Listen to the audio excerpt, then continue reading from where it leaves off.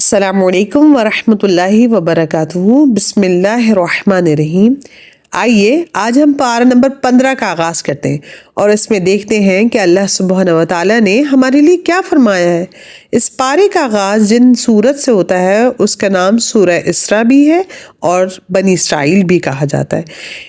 ان صورت میں ہمیں معراج کا واقعہ پتہ چلتا ہے، اور وہ کیا تھا کہ نبی پاک صلی اللہ علیہ وسلم کو اللہ تعالیٰ نے مسجد حرام سے مسجد اقصیٰ کا سفر کروایا تھا، جس کو ہم اسراء کہتے ہیں، اور پھر مسجد اقصیٰ یعنی بیت المقدس سے آسمانوں کا سفر کروایا تھا، جس کو ہم معراج کہتے ہیں۔ اس کی طویل یا تفصیلات ہمیں دیگر احادیث سے پتہ چلتی ہیں۔ پھر اللہ تعالیٰ اس بارے میں آگے فرماتے ہیں کہ ہر شخص کا اعمال نامہ اس کی گردن سے لگا ہوا ہے، اور قیامت کے دن ہم اس کے سامنے ایک کتاب پیش کریں گے اور کہا جائے گا کہ اپنا نامہ اعمال پڑھ، اور تیرا نفس ہی کافی ہے تیرا حساب لینے میں۔ یعنی انسان جو کچھ کر رہا ہے وہ تحریری شکل میں اس کا ایک ریکارڈ مخصوص انداز میں رکھا ہوا ہے، اور کل قیامت کے دن اللہ تعالیٰ اس سے کہیں گے کہ بھئی یہ تم پڑھو اور آج تم ہی کافی ہو گیا اپنا حساب لینے میں۔ پھر آگے ایک اور بہت خوبصورت آیت کہ والدین کے ساتھ کیا برتاؤ کرنا چاہیے، کس طرح کا طریقہ رکھنا چاہیے۔ کہا جا رہا ہے کہ اللہ کی عبادت کے بعد والدین کے ساتھ انتہا سے زیادہ اچھا سلوک کرو، اور ان دونوں میں سے کوئی ایک یا دونوں اگر بڑھاپے کی عمر میں تمہارے پاس پہنچ جائیں تو ان سے اف بھی نہ کہو، انہیں مت جھڑکو، اور ان سے نرم لہجے میں بات کرو، اور یہ کہ عاجزی کرو، اور یہ کہ اپنا جو پوسچر ہے یہ بھی جھکا لو۔ نہ صرف پوسچر جھکا لو بلکہ ان کے لیے دعا کرو، رب ارحمہما کما ربیانی صغیرہ، کہ اللہ تعالیٰ بچپن میں جس طرح شفقت سے انہوں نے ہم میں پالا ہے آپ بھی ان پر رحم کریں۔ ہم دیکھتے ہیں کہ جب والدین بوڑھے ہو جاتے ہیں تو ان کو بہت کچھ یاد نہیں رہتا، وہ بار بار ایک بار ریپیٹ کرتے ہیں یا کوئی اور اپنی چاہت کا اظہار کرتے ہیں تو ہم بہت زیادہ اوفینڈ ہوتے ہیں۔ یہاں تو کہا جا رہا ہے کہ ان کو اف تک نہ کہو۔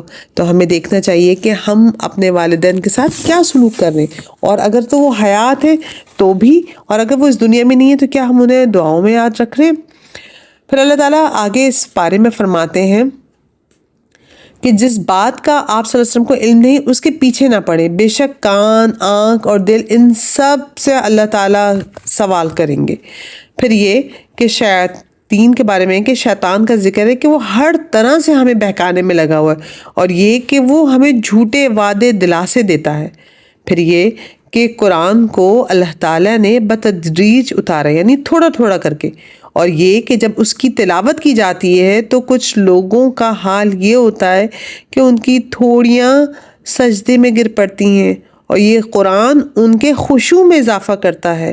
آپ اور میں دیکھیں کہ کیا واقعی یہ قرآن ہمیں سمجھ آئے گا تو ہم میں خشوع آئے گا، جب سمجھ ہی نہیں آئے گا تو خشوع کہاں سے آئے گا۔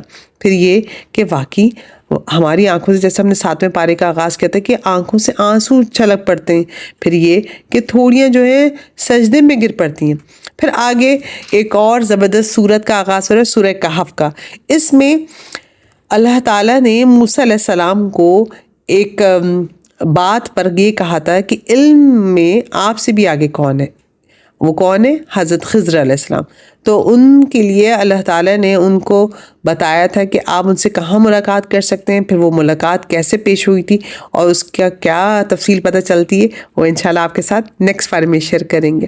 اور یہ کہ خضر علیہ السلام اور موسیٰ علیہ السلام کے درمیان جو گفتگو ہے وہ انہی آیات میں ہمیں ملتی ہے، اور جو ہم انشاءاللہ اس کچھ تو 16ویں پارے کا جب آغاز ہوگا تو کچھ واقعتاً آپ کے ساتھ شیئر کریں گے انشاءاللہ۔